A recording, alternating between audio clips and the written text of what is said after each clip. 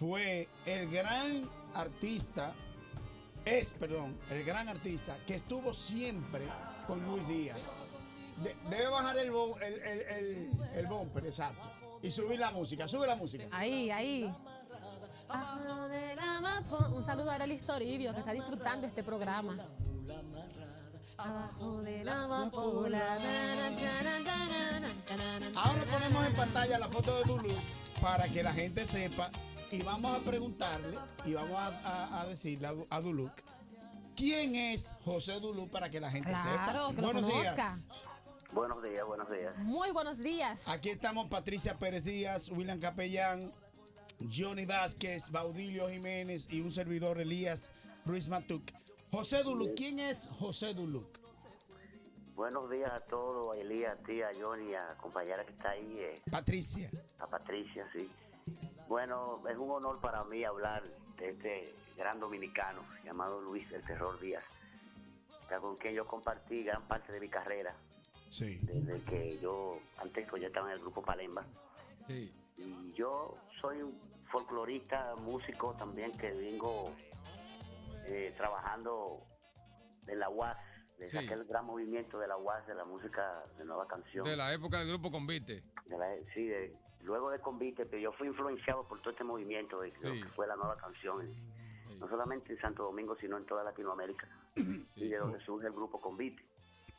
Yo conocí a Luis justo en esa época, y ya yo tenía el grupo Palemba y Luis venía de Nueva York. Yo lo conocía ya por televisión y eso, no personalmente. Y el primer día que nos juntamos en la UAS ahí, después de un ensayo de ballet folclórico de la UAS que dirigía José Castillo, el inmenso profesor Castillo, nos vimos ahí en el aula magna de la UAS, un sábado después del ensayo, y él iba a tocar ese mismo día frente al Parque Independencia, en un bar que se llamaba Poco Loco, llegaba de Nueva York. Sí. Y me dijo, nos conocimos, yo muy complacido de conocer a esta gran figura. Y entonces me dijo, ¿tú quieres tocar esta noche? Y yo le dije, pero claro. Y ahí entonces comencé, esa fue la primera noche que yo toqué con él, ahí en ese bar. Y jamás me separé de él. Hice mi carrera, hice todo, me viajé, viví fuera del país, pero siempre estuve vinculado a él. Estuve circulando en su... Sí. Pero el grupo, ¿cómo era que se llamaba? Palemba, ¿cómo era? El grupo Palemba. Palemba, pero ustedes grabaron, yo recuerdo. Claro, grabaron un tema que yo era DJ en ese tiempo, trabajaba en una emisora y yo ponía ese disco, pero no recuerdo el título. Y prepárate tu guayo, vamos a guayar. Exacto, sí, el grupo, claro, yo recuerdo. José Duluc. Ese grupo lo fundó Luis Minier. Sí. De allá de Elías Piña. Luis Minier Montero trabajaba. Luis Minier era del Cercado. Él era la voz de aquella época de Codetel. Yo creo que tú estás diciendo otro Luis Minier. Estamos... Sí, el que tú dices es el periodista. El Luis Minier Montero. Sí. No, es Luis Minier, uno que era músico del grupo Palemba, estaba en el ballet de la UAS. Era de los Minier de Villamella. No. De Elías Piña, pero él incluso fue síndico de Elías Piña. Ya. Bueno, en fin, eso es lo que yo soy y parte de mi... Yo antes de conocer a Luis ya era músico, obviamente por mi familia, yo cantaba ya desde pequeño y estudié en la Academia de Música de Higüey con el señor Rodolfo Zuna, el profesor gran Rodolfo Zuna. Pero cuando conozco a Luis es que mi carrera da un giro determinante, no solamente por el amor que yo le tengo al folclore dominicano y que Luis me imprimió también, y José Castillo y toda esa generación, Iván Domínguez, Dagoberto Tejera, Miguel Mañaná, que me imprimieron ese amor por la música tradicional dominicana. Pero el caso de Luis es un poco más, Luis lleva a otro nivel ese discurso. Luis, luego de salir de Convite, emprende una carrera en solitario fascinante, que yo creo que ningún compositor dominicano, es una obra inigualable. Yo no veo ningún compositor dominicano por ahora que pueda igualar en la labor de composición, de songwriter, como le llaman en los Estados Unidos, el escritor de canciones, el poeta cantor. No creo que haya ahora mismo en Santo Domingo un compositor que supere la obra de Luis. Y aunque tenemos otros grandes compositores, meritorios, buenísimos todos, porque Sí, tenemos una tierra, como el otro día. como Luis Calaf, por Sí, ejemplo, sí. tenemos al inmenso Rafael Solano, tenemos Al viejo loco, a Loco, sí, tenemos claro. inmensos compositores. ¿Por qué le ponen a él terror? ¿Por qué? Mira, eso del terror, la gente no sabe bien la historia. Sí, No fue que Luis se puso terror ni nada. sí. Lo que pasa es que en esa época nosotros relajábamos mucho y tú sabes, había una situación tensa de la política. Claro, de los 12 años.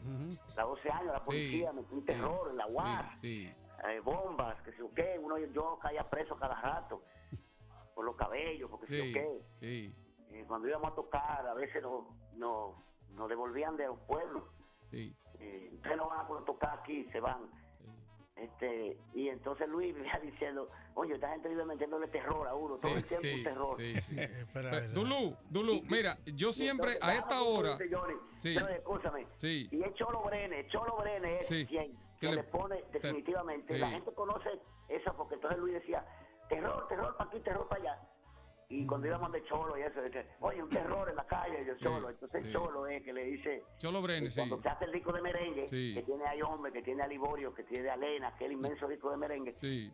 a Cholo es que se le ocurre ponerlo ya en la carátula del disco, decir Luis Terror Díaz, pero si ustedes buscan los análisis, ningún periódico antes de eso, no hay nada que diga una que antes de definición, este momento Luis fue llamado Luis Terror. Mira, siempre a esta misma hora, yo me encontraba con Luis Díaz aquí por la Palo Hincado, en un colmadito. Él se sentaba en el contén, porque él era tan folclórico y tan genuino, tan natural.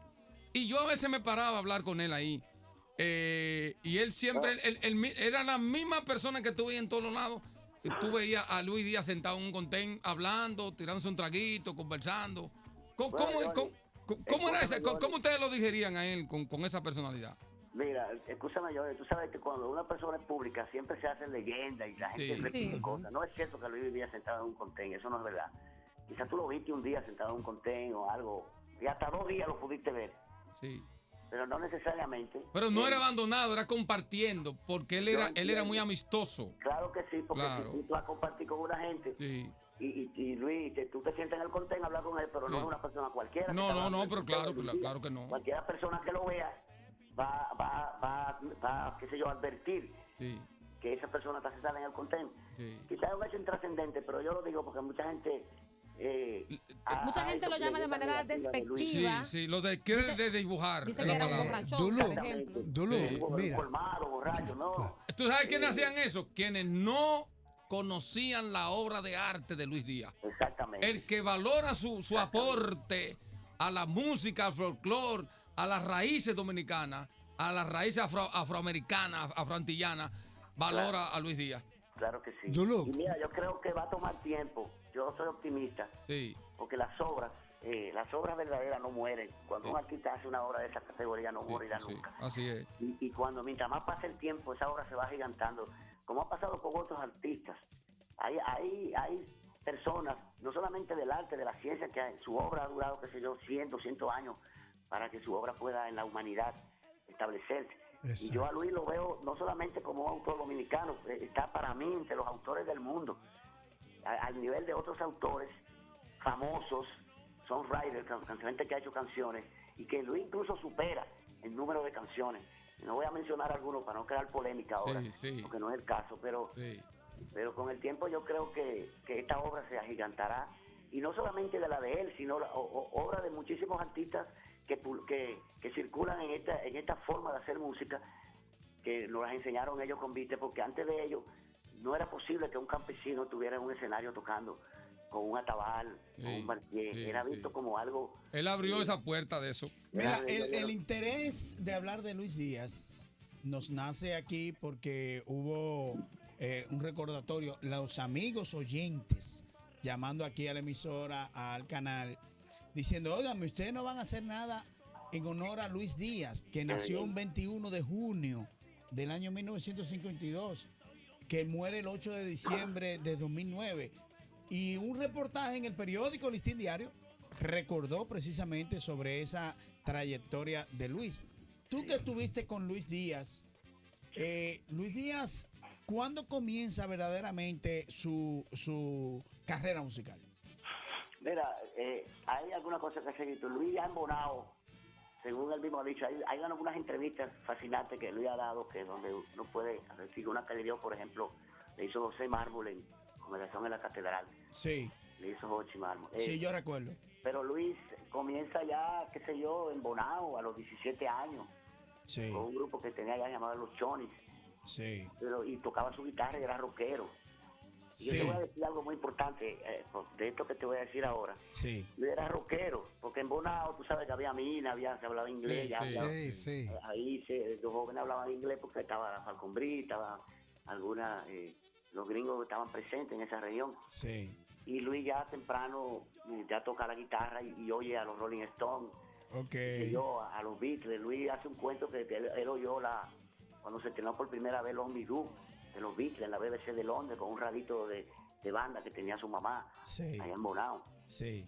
Y entonces es cuando llega a la capital, ya luego que a través de José Rodríguez, el Chemo, querido José Rodríguez, que era del Convite Letrista, fascinante, uno de nuestros mejores poetas, que el Chemo lo lleva a Convite y ahí comienza la historia. Sí. Ok. Ya. Y en el año 1974, 7 días con el pueblo, él participa. Claro que sí. Estoy hablando cuando se fundó Convite, exacto, 73, 74. Y ahí es que entonces Luis, él mismo dice, comienza un proceso de reencuentro de sus propias raíces, cosas que ya él veía en Bonao, cosas que también me sucedió a mí en Higüey, que yo estudiaba música, yo veía los palos, los gagá que pasan por ahí, Sí. pero no era algo que estaba en el imaginario de uno, como de que eso fuera algo importante, porque era parte de... A veces uno no se ve cuando está tan cerca de uno mismo, uno tiene que Sí. ponerse en un espejo. Sí. Yo Ya. pienso, Duluth, Ahí es que Luis, entonces, cuando conoce el folclore, que conoce no los ballets folclóricos, sino ya los tocadores originales, porque Sí. hay una vertiente del folclore que hacen los ballets folclóricos que un poco tergiversada, Sí. porque no tiene rigurosidad, Sí. ¿no? Ni en la música, ni en el baile, ni en muchas cosas. Sí. Pues eso es algo que hay que revisar en el país, yo siempre Sí. lo he dicho. Pero entonces ahí Luis descubre, para mí, que cuando él oye a los congos de Villamedia, cuando oye, qué sé yo, el gagá, eso es el rock. Él siente que eso es una cosa que suena como el rock. No el rock no el rock eléctrico de los Estados Unidos, sino el rock en la intención, en la rebeldía, en la raíz del ser humano, que fueron los orígenes del rock en los Estados Unidos. Sí. Los negros, y entonces el blues y el rhythm and blues y en New Orleans el jazz y todo esto, que entonces le imprimen otro color a la música. Entonces él para mí, él advierte que esto es como el rock. Entonces logra esa empatía entre la música tradicional dominicana y el rock que ya él conocía y que él fue y seguía conociendo. Por ejemplo, yo aprendí el rock con Luis. Yo no era rockero, yo era de Higüey. No Claro. somos de generaciones distintas, yo estaba más pequeño. Yo no viví eso de esa euforia de los Beatles y todo eso. Yo estaba chiquito oyendo merengue y folclore ahí con mi hermano Teti en Higüey, que ya yo también crecí en una familia de músicos y eso. No me interesaba el rock de esa forma.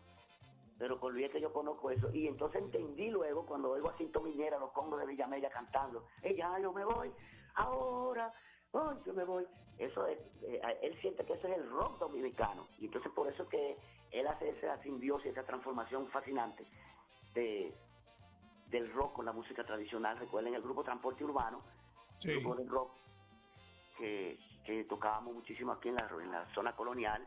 Incluso fuimos a Cuba en el 87. Yo había renunciado de Transporte Urbano ya en ese momento, 1987, que fue un festival increíble, donde hubieron estrellas como Rubén Rada, León Checo de Argentina, Silvio Rodríguez, estuvo Gilberto Gil de Brasil, Rubén tengo- Rada de Duluth, Uruguay, Duluth, y Transporte Urbano, Luis Díaz, Transporte Urbano de la República Dominicana. Duluth, yo tengo la sensación, no sé si es algo, cosa mía, pero yo siento como que a Luis Díaz no se le ha hecho honor, no se ha hecho justicia con todos los aportes en materia cultural, folclórica, en el arte, la música, que hizo a nuestro país ¿Es realmente así o ha recibido el reconocimiento que se merece justamente por la trayectoria y por todos los aportes componiendo canciones a importantes artistas? Ustedes saben ahí, Marola, muchísimas, Sergio Vargas, todos pasaron por las manos de Luis Díaz con canciones que todavía hoy día son éxito. ¿Ha habido justicia en cuanto a reconocimiento para el terror Luis Díaz? Pero claro que no. Y eso, yo te voy a desglosar un ching eso ahí. Eso es muy importante lo que tú dices.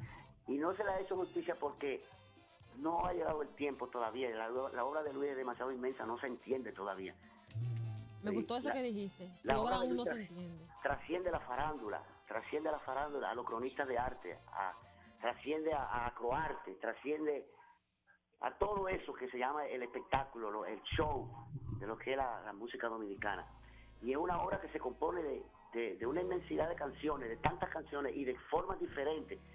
La gente nada más conoce, no ha pasado por algunas razones. Por ejemplo, te voy a poner, el pueblo común de la calle, el pueblo de barrio, ¿verdad? No conoce la obra de Luis, conoce incluso gente de la universidad, intelectuales.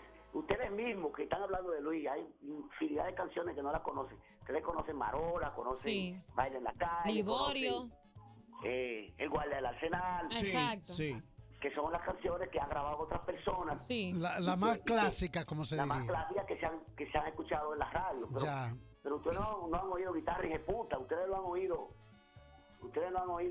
Chacabelo, ustedes no han oído El Accidente, El Corazón del Pueblo, qué sé yo, Baila Macú, inmensidad de canciones que grabadas por el mismo Luis, cantadas por él con su estilo peculiar, donde yo he participado en grabaciones con él en muchas y lo he acompañado. ¿Y qué características tienen esas canciones, esas composiciones? ¿Cómo dices? ¿Qué características tienen esas composiciones musicales que tú entiendes? Te voy a poner algún ejemplo, pero antes, para cerrar esta idea, parte de eso la tiene la farándula también y los mismos artistas dominicanos. Y estos que se pongan guapos conmigo, pero lo voy a decir, mira. A Luis debieron aprovecharlo. Señores, pero el Torito de Bonao no ha grabado una canción de Luis. ¿Tú me estás entendiendo? Está duro. Sergio ha grabado sus canciones, que más se conoce 2 o 3 canciones, y tiene algunas canciones de Luis que están para ahí. Billy Quesada grabó una canción de Luis que ella no la canta, y no la canta, una preciosa canción que se llama El Viejo Luis, y ella no la canta, ni he oído nunca a Mili cantando. Luis Pérez tiene una otra preciosísima canción de Luis que se llama Verte sin verte, que la grabó y nunca la ha cantado. Sí. Vivo, porque son canciones un poco difíciles armónicamente y con otro sonido diferente. Y los músicos hay que tener preparación también. Ese es un aspecto, que la preparación musical de muchos de nuestros músicos, los muchachos comienzan a estudiar y rápido quizás dejan los estudios. Ahora que hay más interés con la cuestión extranjera del jazz y eso, los muchachos están preocupados por aprender jazz y dominar los instrumentos musicales de manera correcta. José Duluc. José. Se aprendía 2 tonos, quinta dominante, y con eso vivía. José Duluc. Métete así, bemol, la bemol, métete aquí, no pueden. Entendí. José, para cerrar en parte esto, se dice que según el hombre vive, así muere. Dime ese final de Luis Díaz, que se le atribuye mucho un asunto de alcohol y esa cosa. ¿Cómo tú interpretas ya el epílogo de la vida del terror?